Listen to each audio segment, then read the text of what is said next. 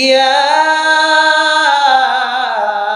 আইয়ুহাল্লাযীনা আমানু কু আনফুসাকুম ওয়া আহলিকুম নারা। হে ঈমানদার, আল্লাহ বলতেছেন হে মুমিন, হে ঈমানদার, নিজেকে জাহান্নামের আগুন থেকে বাঁচাও, তোমার পরিবারের সদস্যদেরকেও জাহান্নামের আগুন থেকে বাঁচাও। নিজেও জাহান্নামের আগুন থেকে বাঁচো, পরিবারের সদস্যদেরকেও বাঁচাও। খালি নিজের টেনশন করো না, নিজেও বাঁচো, পরিবারের সবাইরে বাঁচাও। এই আদেশ কোরআনে কারিমের মধ্যে দুনিয়ার সমস্ত মুমিনদেরকে আদেশ অর্ডার করলেন কে? আল্লাহ। নিজেও বাঁচো, পরিবার নিয়ে বাঁচো, জাহান্নামের আগুন থেকে বাঁচো। বলেন কিসের আগুন? আবার বলেন কিসের আগুন? কিসের? জাহান্নামের। এই কথাটা নিয়ে কিছু কথা বলবো, এই জন্য আপনাদেরকে বারবার বলাইলাম, জাহান্নামের আগুন থেকে বাঁচো। কোন জায়গায় আগুন ধরাইতে গেলে লাকড়ির প্রয়োজন হয়, লাকড়ি আর খড়ি ছাড়া আগুন জ্বলে না। মা বোনেরা চুলার মধ্যে আগুন জ্বালায়, ওই জায়গায়ও লাকড়ি আর খড়ির দরকার আছে। কথা বলেন ঠিক কিনা? আল্লাহ যে জাহান্নামে আগুন ধরাইবেন, তো জাহান্নামেরও কিছু লাকড়ি লাগবে, জাহান্নামেরও কিছু খড়ি লাগবে, ওদেরকে দিয়ে আল্লাহ জাহান্নাম উদ্বোধন করবেন। এরপরে ওদের উপরে আগুন জ্বালায় অন্যদেরকে সেখানে শাস্তি দিবেন। তো জাহান্নামের লাকড়ি কি হবে? এই আয়াতে আল্লাহ তাআলা বলেন জাহান্নামের লাকড়ি হবে দুইটা জিনিস। একটু মনোযোগ দিয়ে আওয়াজ করে উত্তরটা ফিরাইয়া দেন, কয়টা জিনিস? হ্যাঁ, জাহান্নামের লাকড়ি হবে দুইটা জিনিস। এক নম্বর, আল্লাহ বলেন ওয়াকুদুহান নাসু ওয়াল হিজারা। এক নম্বর জাহান্নামের লাকড়ি হবে, আল্লাহ বলেন আন্নাস, ওই সমস্ত মানুষ যারা দুনিয়াতে আল্লাহর প্রতি ঈমান আনে নাই। যে সমস্ত মানুষ দুনিয়াতে আল্লাহর প্রতি ঈমান আনে নাই, আল্লাহকে যারা দুনিয়াতে রব হিসেবে মানে নাই, ওই মানুষ বেঈমান অবস্থায় মারা গেলে তাদেরকে আল্লাহ সরাসরি জাহান্নামের লাকড়ি বানায় দিবেন। বলেন নাউজুবিল্লাহ।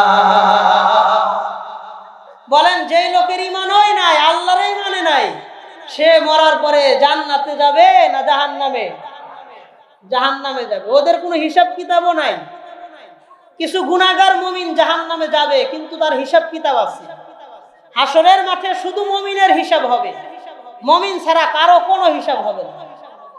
হুজুর এটা কি বলেন? হ্যাঁ, কারণ মুমিনের আমলও আছে, গুনাহও আছে, এখানে হিসাবের ব্যাপার আছে। কাফেরের তো কোনো আমল নাই, ও হিসাব ছাড়াই জাহান্নামে যাবে। কথা বলেন, এটা আমার কথা না, আল্লাহ কোরআনে বলেছেন। আল্লাহ বলেন ফালা নুকিমু লাহুম ইয়াউমাল কিয়ামাতি ওয়াজনা। আমি আল্লাহ কাফেরদের জন্য হাসরের মাঠে কোনো ওজনের ব্যবস্থা রাখি নাই, কোনো দাড়িপাল্লা, কোনো মাপার হিসাব কিতাবের ব্যবস্থা রাখি নাই। ঈমান ছাড়া যেই লোক মারা যাবে, মরতে দেরি, আল্লাহর জাহান্নামে যাইতে দেরি হয় না। আখিরাতে হিসাব কি কাফেরের হবে না শুধু মুমিনের হবে? হ্যাঁ, শুধু মুমিনের হবে। ওদের আবার হিসাব না হওয়া ভালো কিছু না, ও বিনা হিসেবে জাহান্নামে যাবে। কথা বলেন ঠিক কিনা? তাহলে এক নম্বর আল্লাহ তাআলা বললেন যারা আল্লাহর প্রতি দুনিয়াতে ঈমান আনে নাই, তারা মরার সাথে সাথে জাহান্নামের লাকড়ি হয়ে যায়। দুই নম্বর আল্লাহ বলেন ওয়াল হিজারা। পৃথিবীর বুকে বিশাল বড় বড় পাহাড় দেখা যায়, এই পাহাড়ের গায়ে যত পাথর আছে, ওই পাথরগুলা দ্বারা আল্লাহ জাহান্নামের লাকড়ি বানিয়ে দিবেন। বলেন নাউজুবিল্লাহ। এক নম্বর বেঈমান মানুষদেরকে আল্লাহ জাহান্নামের লাকড়ি বানাবেন। দুই নম্বর পাথর দ্বারা আল্লাহ জাহান্নাম উদ্বোধন করবেন। জাহান্নামের লাকড়ি কয় জিনিস? দুই জিনিস, বেঈমান মানুষ আর পাথর। এদেরকে দিয়া জাহান্নাম উদ্বোধন করে তারপরে অন্যদেরকে শাস্তির ব্যবস্থা করবেন। এই আয়াতের ছোট্ট একটা অংশ নিয়ে আমরা কথা বলবো, একটু মনোযোগ দিয়ে কথা শুনেন। আল্লাহ এই আয়াতে বললেন ঈমানদার নিজেও বাঁচো জাহান্নামের আগুন থেকে, পরিবারকেও বাঁচাও। এই অংশ নিয়ে কথা বলবো। আপনাদের এই এলাকার নাম বর্মি, সবাই জানে। এই এলাকায় বিভিন্ন শ্রেণী পেশার মানুষ আছে। কেউ অটো চালায়, ভ্যান চালায়, সিএনজি চালায়, রিক্সা চালায়, দিনমজুর, শ্রমিক, ব্যবসায়ী, প্রবাসী, চাকরিজীবী, কেউ রং মিস্ত্রি, কাঠ মিস্ত্রি, রাজমিস্ত্রি, বিভিন্ন শ্রেণী পেশার মানুষ এই বাজার কেন্দ্রিক এলাকাটার মধ্যে আছে না নাই? আছে। হ্যাঁ, সাউন্ড কমই রাখেন, এত বাড়ানোর দরকার নেই। বিভিন্ন শ্রেণী পেশার মানুষ এই এলাকার মধ্যে আছে। দেখেন, আমাদের ব্যস্ততা ভিন্ন, কাজকর্ম ভিন্ন, ভিন্ন ভিন্ন। আমি যেই কাজ করি আপনারা সেটা করেন না, আপনারা যেটা করেন সেটা আবার আমি করি না। আমাদের কাজকর্ম, পেশা, ব্যস্ততা ভিন্ন ভিন্ন হইলেও আমাদের সকলের পরিচয় একটা, আমরা সবাই মুসলমান। কথা বলেন। যে লোক চা বিক্রি করে ডাক দিয়ে জিজ্ঞেস সে মুসলমান, যে ঝালমুড়ি ফুচকা বিক্রি করে, অটো চালায়, তাকেও ডাক দিয়ে জিজ্ঞাসা করে সেও একজন মুসলমান। কথা বলেন ঠিক কিনা?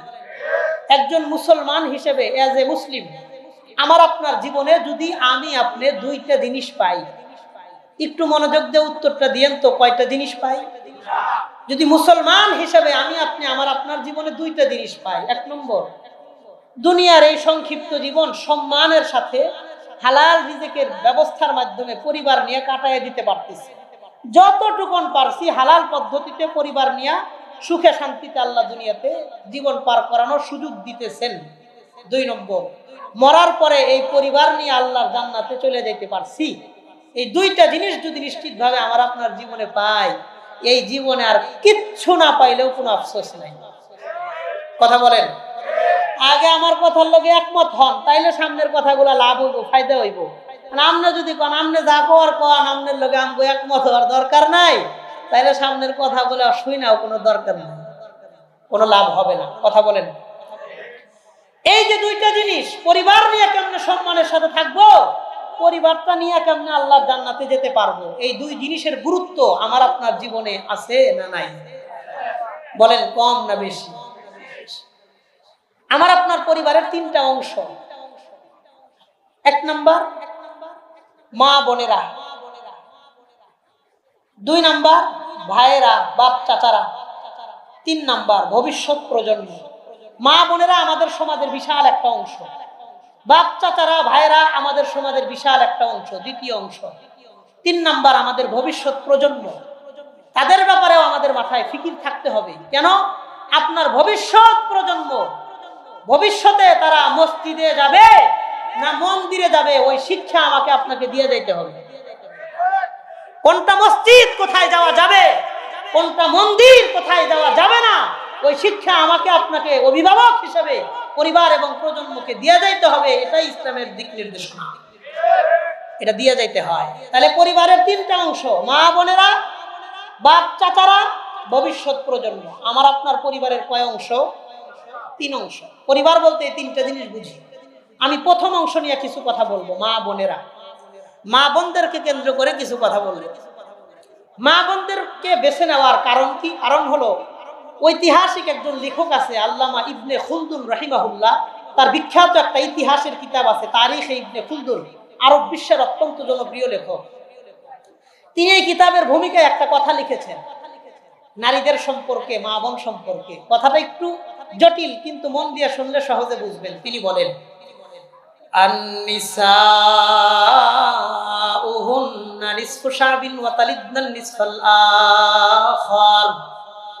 তিনি বলেন, একটা সমাজের অর্ধেক জনসংখ্যা হলো নারী, অর্ধেক জনসংখ্যা হলো পুরুষ। আপনাদের বর্মী এলাকায় যতজন ভোটার আছে, অর্ধেক ভোটার নারী, অর্ধেক ভোটার পুরুষ। কথা বলেন ঠিক কিনা? তিনি বলতে চান,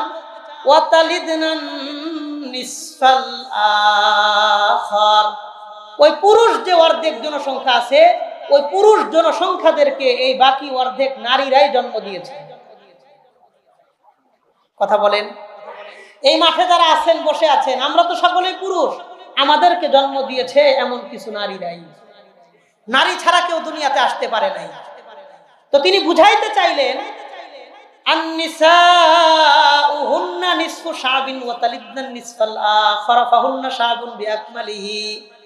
কোন একটা এলাকার অর্ধেক থাকে নারী, অর্ধেক থাকে পুরুষ। ওই অর্ধেক পুরুষদেরকে বাকি অর্ধেক নারীরাই জন্ম দিয়েছে। ফাহুন্না শাবুন বিআকমালিহি।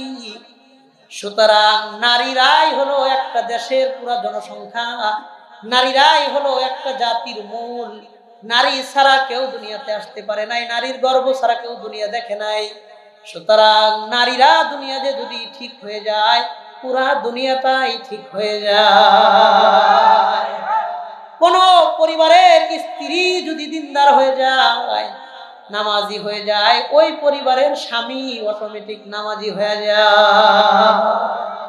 কোন পরিবারের মা যদি নামাজি পর্দানেশী দিনদার হয়ে যায়, ওই পরিবারের ছেলে মেয়েরাও অটোমেটিক মার প্রভাবে প্রভাবান্বিত হয়ে দিনদার হয়ে যায়। নারী ঠিক তো দুনিয়া ঠিক। বর্মী এলাকার কোন নারী যদি বেপরদায় না চলে, যুবকদের গুনাহ হবে না। কথা বলেন। মা বোনেরা যদি দিনদার নামাজি হয়ে যায়, মানুষ জেনা ব্যভিচার করতে পারবে না। নারীরা যদি টাকার বিনিময়ে দেহ বিক্রি বন্ধ করে দেয়, বাংলাদেশ থেকে জেনা উঠে যাবে, জেনা ব্যভিচার হবে না। গুনার বড় একটা অংশের সাথে মা বোনেরা জড়িত।